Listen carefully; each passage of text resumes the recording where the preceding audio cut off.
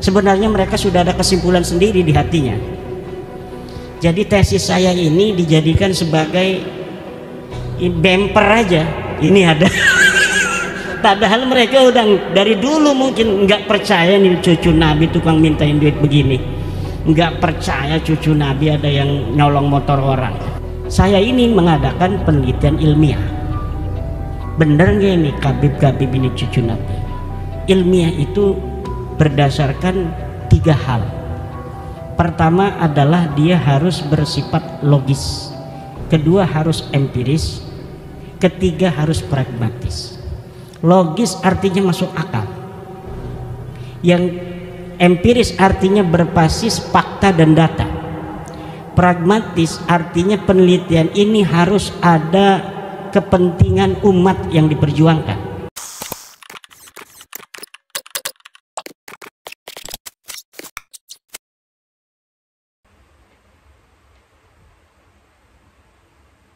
Sebuah yang hadir, Ketua PWI Pring Sewu, Kiai Nasihuddin, dan para pengasuh pondok pesantren Sepring Sewu yang pada hari ini hadir. Sebenarnya semuanya sudah tahu kesimpulan diskusi ilmiah JI, bahwa memang berdasarkan apa yang telah saya teliti, bapak-bapak juga mungkin udah banyak yang membaca buku yang sudah saya terbitkan, baik tentang kronik ilmiah perjalanan saya di dalam bagaimana selama 2 tahun lebih membahas tentang batalnya nasab Balawi, kemudian berbagai macam buku-buku yang spesial, misalnya buku khusus tentang mengungkap manuskrip-manuskrip palsu yang diberikan oleh Rabita Alwiyah, dalam hal ini via Rumel Abbas. Itu juga ada semuanya, semua apa yang telah mereka atribusikan sebagai manuskrip-manuskrip di abad ke-6, 7 itu ternyata semuanya palsu, dan kiai-kiai bisa untuk melihatnya di buku mengungkap manuskrip-manuskrip palsu Ba'alwi versi Rumel Abbas. Kemudian juga buku yang terakhir yang kemarin, sekarang ini orang-orang lagi mencari buku itu, yaitu buku yang saya beri judul Ulama Nusantara Menggugat Nasab Palsu. Itu dalam beberapa bulan saja itu sudah hampir 1000, padahal harganya mahal ya. Harganya itu diterbitkan oleh penerbit teman saya itu, karena saya itu kan nggak biasa untuk menulis kemudian ingin dijual gitu, enggak. Pokoknya saya menulis, saya taruh di PDF, saya sebarkan agar bisa dibaca.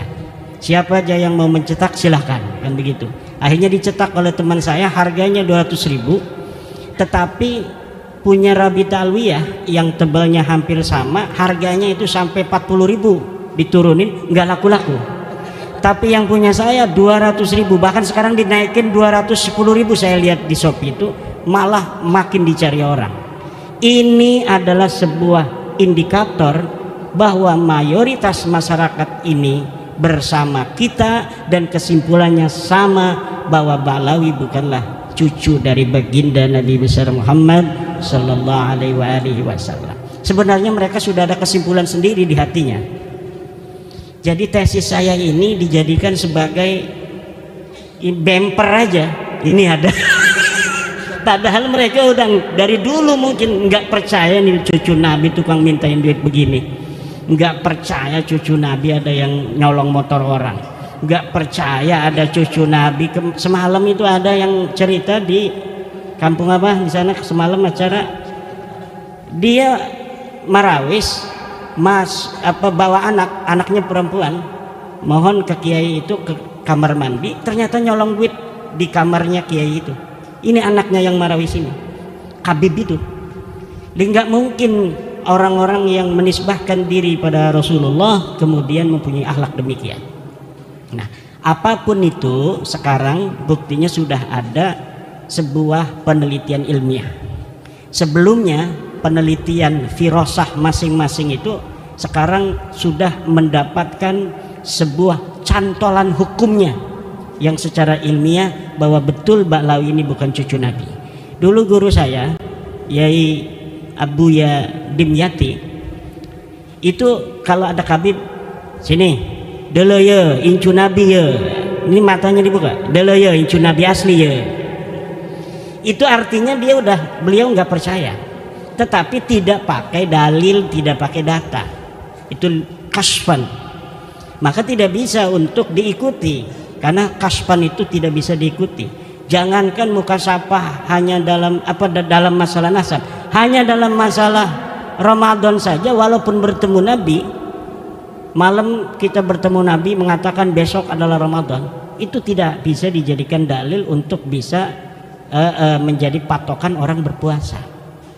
Nah gitu. Jadi mimpi, kasab dan sebagainya itu laisat hujjatan lil hukmi. Nah, saya ini mengadakan penelitian ilmiah. Benar nggak ini kabib-kabib ini cucu Nabi? Ilmiah itu berdasarkan 3 hal.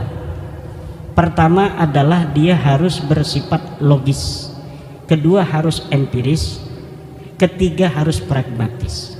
Logis artinya masuk akal, yang empiris artinya berbasis fakta dan data, pragmatis artinya penelitian ini harus ada kepentingan umat yang diperjuangkan, harus ada manfaatnya. Nah, Ba'lawi mengaku cucu Nabi dengan segala akhlak yang mereka pertontonkan, pendawiran wama syabaha yang terjadi di berbagai macam lapisan masyarakat, bukan hanya di kiai, di pejabat, di pengusaha, termasuk yang paling empuk itu kiai, karena kiai itu husnudonya tinggi karena manhajnya manhaj ketum. Kalau yang manhaj ketum gampang ditipu, makanya jangan mau kalau dalam nasab ini pakai manhaj ketum.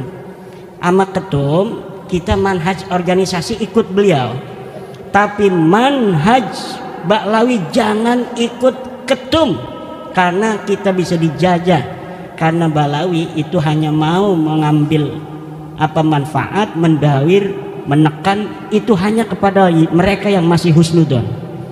Kalau yang sudah merdeka, proklamasi saya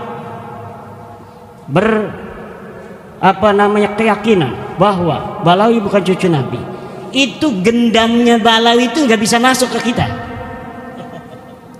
Gendam doktrinnya itu bahwa mereka cucu Nabi, kemudian mereka minta uang, kalau misalnya nggak minta uang kita ini sungkan, takut kualat, nggak barokah, itu hilang apabila kita sudah proklamasi bahwa sesungguhnya Ba'lawi bukanlah cucu Nabi.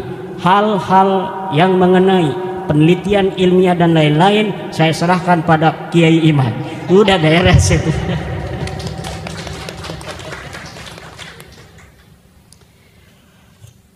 Coba logis apa tidak orang yang mengaku cucu Nabi ini secara data di abad ke-9 Hijriah, 895 Hijriah, mengaku keturunan Nabi, kemudian mengurut nama-nama. Ali bin Abu Bakar, namanya Asakran nih, 895 Hijriah. Nama saya Ali bin Abu Bakar bin Muhammad bin Abdurrahman Asgar bin Maula Dawilah bin Ali Sahibud Darak bin Ali Al-Ghayyur bin Faqih Muqaddam bin Ali bin Muhammad Sahib Mirbat bin Ali Qali Qasam bin Alwi bin Muhammad bin Alwi bin Ubaid bin Ahmad bin Isa. Ahmad bin Isanya 345 Hijriah. Sementara di abad-abad itu sudah banyak kitab nasab. Di abad keempat katanya Alwi ini hidup 400 Hijriah, berarti abad kelima. Di abad kelima sudah ada kitab Tahdhibul Ansab karya Al-Ubaidili 435 Hijriah. Tidak ada di sana mengatakan Alwi ini adalah cucu daripada Ahmad bin Isa. Ahmad bin Isanya disebutkan dia punya anak, kemudian keturunan sampai beberapa keturunan, tapi tidak menyebutkan Alwi ini, buyutnya Rizik Syihab itu, sebagai keturunan baginda Nabi besar Muhammad. Ada juga di abad ke-5 itu kitab Muntaqilah At-Talibiyah kalangan Ismail Toba-Toba. Ismail Toba-Toba itu 470 Hijriah. Tidak menyebutkan juga bahwa Ahmad bin Isa punya anak namanya Ubaid. Ahmad bin Isanya disebut, dia punya anak namanya Muhammad, dia punya anak namanya Ali, tapi tidak disebutkan dia punya anak namanya Ubaid. Kemudian kitab Al-Mazdi 490 Hijriah karya Al-Umari tidak juga menyebutkan Ahmad bin Isa punya anak namanya Ubaid. Ubaid punya anak namanya Alwi yang jadi Ba'alawi, nggak ada. Kemudian naik ke abad ke-6 yaitu 597 Hijriah karangan seorang pakar usul fikih, Imam Fakhruddin Ar-Razi. Beliau juga seorang ahli tafsir, punya kitab tafsir Mafatihul Ghaib, punya berbagai macam kitab sejarah dan lain sebagainya. Idza utliqal imamu fi usulil fiqhi fal muradu bihi Imam Al-Ar-Razi. Kalau dimutlakkan nama al-imam, qala al-imam dalam kitab-kitab usul fiqih, itu maksudnya adalah al-Imam Fakhrur Razi. Beliau menulis sebuah kitab berjudul Asy-Syajarah Al-Mubarakah wa hasala fihi anna aulada Ahmad bin Isa al-Muqibin munhasirun fi salasati bani. Anaknya cuma 3. Siapa? Muhammad, Ali, Husain. Itu 597 Hijriah beliau menulis kitab itu. Wafat 604 Hijriah.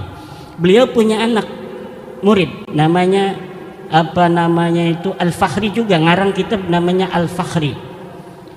Al-Marwazi nama murid beliau, itu 614 Hijriah.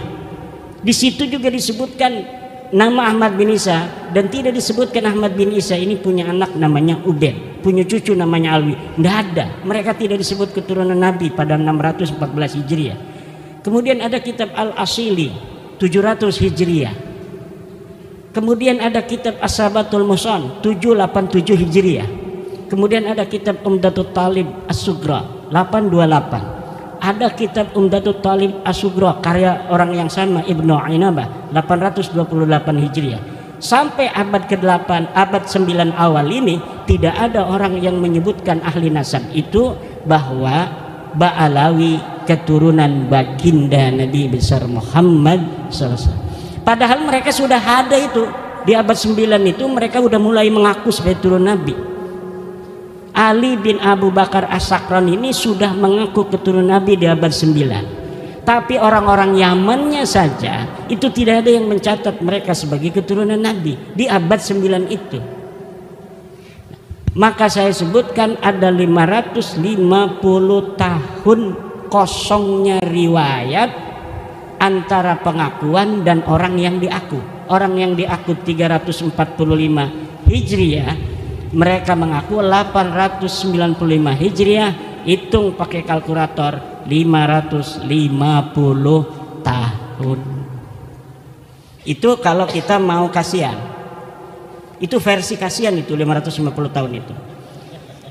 Versi yang tidak kasihan dalam ilmu nasab itu, dalam ilmu nasab, sebuah kitab sejarah la yuqaddamu bihalin ala ma yusbituhun nasabun. Ilmu sejarah, sejarawan tidak bisa didahulukan dari apa yang telah ditetapkan oleh ahli nasab. Sedangkan Ali As-Sakran ini ngarangnya kitab sejarah tasawuf dan amalannya. Maka walaupun ada susunan dia menyebutkan nama-nama sampai Ahmad bin Isa, itu sebenarnya dalam ilmu nasab tidak dianggap sama sekali. Adanya nama mereka itu muncul dalam kitab nasab, dalam kitab Tuhfatut Talib 996 Hijriah. Itu kalau dihitung 651 tahun. Cuma dalam kitab Tuhfatut Talib yang menyebut nama-nama mereka itu, Alwi sudah ada di situ tuh. Karena kan mengakunya 895 Hijriah. Kemudian 996 Hijriah ada masuk nama dia. Masuknya apakah berdasarkan maraji? Tidak.